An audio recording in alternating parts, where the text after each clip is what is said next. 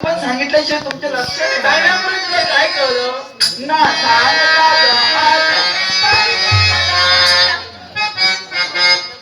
कसा जीव माझा तुझ्यामध्ये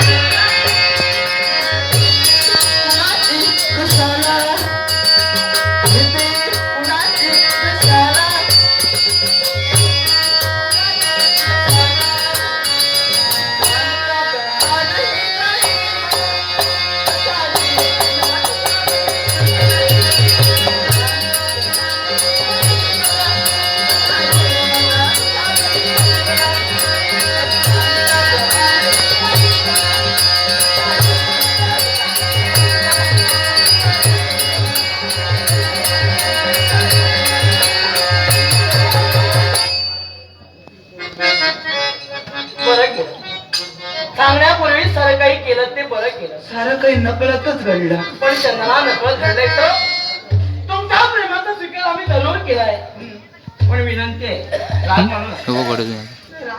नाही सांगा. विनंती एकाच गोष्ट ते बोला हीच वेळ आहे बोलण्याची.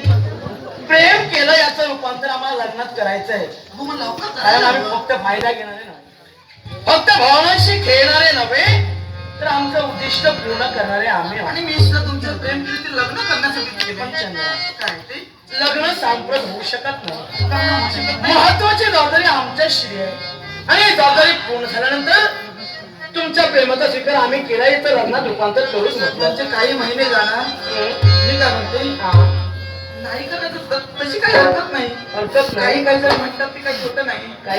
आणि माझ्या मैत्रिणी सुद्धा म्हणत होत्या मैत्रिणीवर लग्न केलं की प्रेमाला काही अर्थ राहत नाही.